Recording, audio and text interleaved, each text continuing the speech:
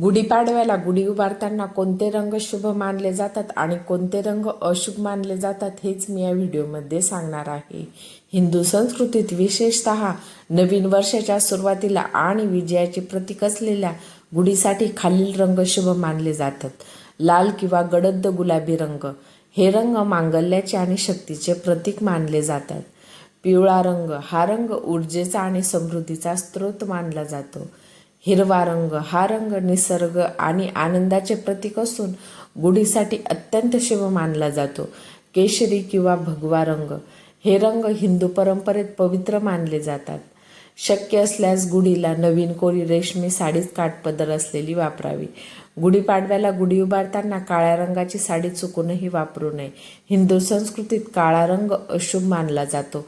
Video आवडल्यास व्हिडिओला like करा, शेअर करा. चॅनलवर नवीन असाल तर चॅनलला नक्की सबस्क्राईब करा. धन्यवाद.